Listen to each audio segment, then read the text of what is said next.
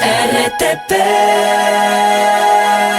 Tenemos al economista Daniel Eduardo Legarda. Él es CEO de Export Consulting y hablaremos sobre el tema económico entre Ecuador y México. Buenos días, bienvenido a la mañana en RTP. Buenos días, amigos de RTP y toda su audiencia. Gracias por la invitación y un gusto poder compartir con ustedes esta mañana. Economista, buenos días, un placer que esté aquí. Quisiera poner en la mesa el tema arancelario y esta guerra económica que la planteó Estados Unidos, tanto con México, con Colombia, Canadá, la intención con China, Unión Europea. Usted, desde su perspectiva meramente económica, ¿cómo podemos analizar Ecuador, que no tiene una balanza comercial muy importante o es un país un tanto pequeño comparado con México, imponga este tipo de medidas? Empecemos por mencionar que una guerra comercial como la que se está planteando y como la que hay el riesgo inminente o prácticamente ya iniciado, no sale ganador nadie. Lamentablemente esto va a tener impactos globales que están mapeados, no lo digo yo, están mapeados en algunos de los análisis internacionales más relevantes del riesgo que representa una guerra comercial en este sentido, porque en el largo plazo termina decreciendo el Producto Interno Bruto del comercio y por lo tanto afectando empleos en todo el mundo. Tiene una serie de ramificaciones de esto, afectando no solo los flujos de comercio, sino el transporte, afectando la inversión y termina también afectando la geopolítica, que querramos o no. Entonces, espero que no siga incrementándose. Ya está iniciada la guerra comercial de Estados Unidos-China hace rato que hayan iniciado, pero ahora se ha intensificado un poco con la imposición de aranceles. A México y Canadá está pausado durante 30 días, pero creo que estas acciones no llevan a buen puerto, ¿no? Inicialmente se ha visto como una herramienta de negociación de los Estados Unidos, del presidente Trump, pero todavía hay mucha incertidumbre de ver qué pasa en el segundo capítulo después de 30 días, ¿no? Lo cierto es que, en mi criterio, conocedor de comercio internacional, como ex autoridad, la imposición de este tipo de medidas con la causa que invoca Estados Unidos, que es seguridad nacional, es ilegal. Es ilegal, incumple con sus acuerdos en el marco del acuerdo comercial que tiene con sus vecinos, con con Canadá y con México, e incumple también con la normativa de la OMC, el trato de nación más favorecida, en el caso de los aranceles con China y también con Canadá y México. Entonces,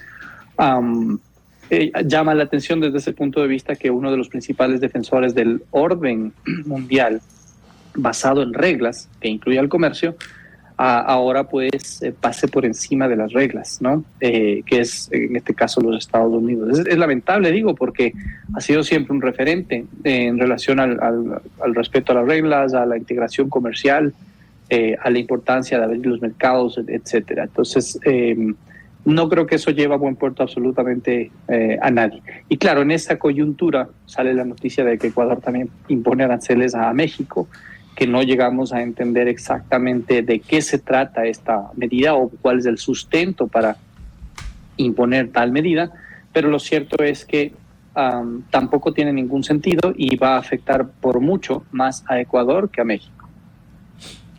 Y ahora, nosotros importamos ciertos productos desde México. Tenemos el tema vehicular, tenemos el tema de medicinas. ¿De qué manera se puede afectar directamente el consumidor ecuatoriano con esta medida arancelaria? El comercio con México son como $900 millones entre exportaciones e importaciones, ¿no? Ecuador exporta un poco más de 300, alrededor de 350. México exportó el año anterior alrededor de 550. O sea, importamos de México alrededor de 550 millones. En los últimos años lo que ha pasado es que han incrementado las exportaciones de Ecuador y han caído las importaciones de México. De hecho, el año 2024 es el año con el déficit comercial más bajo en los últimos años. Sí hay un déficit, pero es de apenas 200 millones o menor. Entonces, llama la atención. Ecuador crece sus exportaciones, las importaciones bajan, ¿no? Esto en parte por la recesión que hemos tenido acá en Ecuador. Ahora, visto desde el lado de las importaciones, ¿qué significaría poner un arancel? Primero, quiero aclarar algo. para la ciudadanía que nos escucha, que creo que es importante que lo conozcan, es muchos de los productos que se importan de México, más del 50%, como el 52, 54%, son materias primas, insumos y bienes de capital. Es decir, es maquinaria. Hay, por ejemplo, algunos tractores y equipos de transporte que se están importando. Hay materias primas. Por ejemplo, se importan ciertas tierras especiales que sirven para la fabricación del yeso, que a su vez es el insumo para fabricar todos los productos de baño, ¿no? Toda la grifería, lavaderos, inodoros, etcétera. Solo por poner un ejemplo. Y como ese hay muchos más. Estos pagan cero arancel porque es un insumo necesario para nuestras industrias.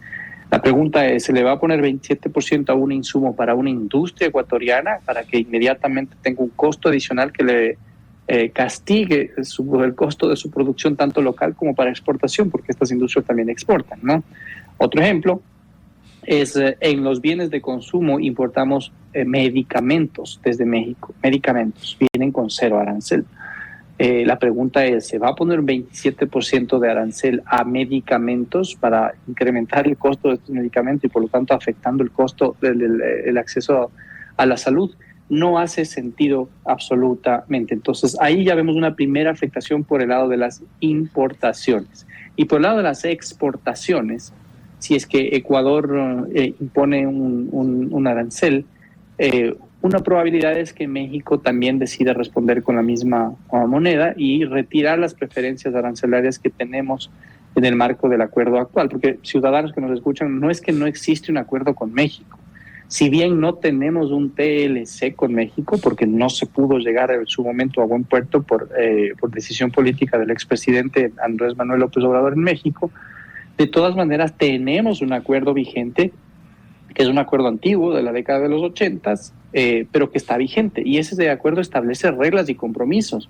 Establece preferencias arancelarias para productos ecuatorianos en México y preferencias arancelarias para productos mexicanos en Ecuador.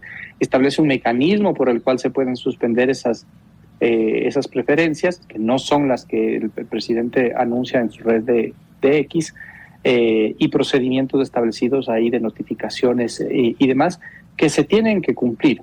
Caso contrario, yo decía, México podría devolver con la misma respuesta. Para México la afectación es mucho menor. Para ellos, Ecuador representa al menos el 0.045% de sus exportaciones. Es muy poco. Y podría imponer también aranceles a nuestros productos o medidas no arancelarias. ¿Qué productos estamos exportando allá? Cacao y derivados, es el principal producto. Productos de madera, algunos metales, algunos productos de la construcción igualmente, alimentos procesados, neumáticos, por ejemplo, por mencionar simplemente algunos de los productos. Entonces, otra vez surge la pregunta, ¿vamos a correr el riesgo de afectar también nuestras exportaciones a México, que no es nuestro principal mercado, estamos claros de eso, pero es el 12º mayor mercado de las exportaciones no petroleras, ¿no? Va ahí con Canadá, y para hacer la comparación acabamos de firmar un TLC con Canadá donde el monto de exportaciones es algo mayor pero más o menos similar, y con México, que los valores van por ahí, estamos poniendo en riesgo también estas exportaciones. Nuevamente algo de incoherencia, ¿no es cierto?, desde ese punto de vista en información. Entonces creo que es importante que esto conozca a la ciudadanía porque en conclusiones, si bien no tenemos un TLC con los Estados Unidos y probablemente eso va a tardar mucho tiempo más, con México, perdón, y probablemente va a tardar mucho tiempo más hasta que eso se pueda retomar, no es una respuesta coherente y adecuada el imponer más aranceles ahora bajo el sustento de que queremos firmar un TLC. Al contrario, esto aleja cualquier posibilidad, pero por sobre todas las cosas afecta mucho más a Ecuador que a México, ¿no? Y esto ya no se trata simplemente de cercanías o animadversiones a un país o a un presidente. Aquí estamos hablando del sector productivo que tiene encadenamientos productivos con los diferentes países del mundo, con el comercio, que tiene inversiones en el país y que genera empleo. Entonces hay que pensar mucho más allá de esas consideraciones que pueden estar en el momento de las personas y los mandatarios, pero los mandatarios representan a un país finalmente y a los intereses de un país. Sí, finalmente, economista, para ir concluyendo la entrevista, este acuerdo firmado en los 80 fue, me parece, la Asociación de los Países Latinoamericanos, si no me equivoco, la de integración de los países latinoamericanos. ¿Nos pudiera dar un análisis brevemente cuáles son los factores que se juegan dentro de este acuerdo comercial y qué, digamos, se pudiera cambiar de ciertos tipos de cosas que no están en vigencia? Tienes mucha razón. Este acuerdo en los años 80 nace del Tratado de Montevideo de 1980, de hecho, que es la ALADI, conocido como la ALADI, Asociación Latinoamericana de Integración. En el marco de ALADI hay muchos acuerdos entre los países, algunos pequeños, otros más grandes, etcétera. Por ejemplo, en el marco de ALADI tenemos acuerdo con Chile, tenemos acuerdo con Mercosur, también con Panamá. Es un mecanismo similar, aunque no son parte de Guatemala y El Salvador, por ejemplo, pero es un esquema similar de acuerdos. Y con México, de igual forma, se llama el Acuerdo de Alcance Parcial número 29, el que tenemos con México, ¿no? Este acuerdo tiene preferencias, como yo decía, para un país, preferencias para otro país. No es como un TLC, no es de la amplitud de un tratado de libre comercio, pero de todas maneras brinda ciertos beneficios. En este acuerdo también se establecen los mecanismos sobre los cuales se podría suspender las preferencias arancelarias y básicamente están descritas por motivos de defensa comercial. Esto quiere decir por razones de que la importación de un producto, en este caso desde México, esté causando daño o amenazando con causar daño a una industria nacional. Voy a poner un ejemplo. Si es que las importaciones de cerámicas desde México o de productos metálicos, ¿no es cierto?, de acero y demás desde México, estuvieran causando daño o amenazando con causar daño a la industria nacional de acero, entonces existiría una razón para poder suspender las preferencias comerciales a México para no permitir que provengan importaciones con esa preferencia. No quiere decir prohibir importaciones ni ponerles una tasa más alta de la que ponemos al mundo. No hay sustento técnico para hacer eso, ¿no? Entonces, pero si es que si hubiera esas causas, debe estar respaldadas por informes del Ministerio de Producción y demás, ¿no? Hasta donde yo conozco, eso deberán ratificar las autoridades, pero hasta donde yo conozco no hay ningún producto que haya aducido una afectación por importaciones desde México. De hecho, como he mencionado, las importaciones del año anterior han caído en todos sus rubros, en materias primas, en insumos, en bienes de consumo, en todos los rubros han caído. Entonces, digamos, ese argumento, que es el único que se permitiría en el marco del acuerdo bilateral, no se sustenta mucho, ¿no? Todo esto es hipótesis porque finalmente no hay claridad en la decisión del gobierno y deben ser las autoridades las que dan mayor claridad sobre la aplicación de esta medida, que en mi criterio como ex autoridad y como conocedor del comercio exterior en el país es una medida errada. RTP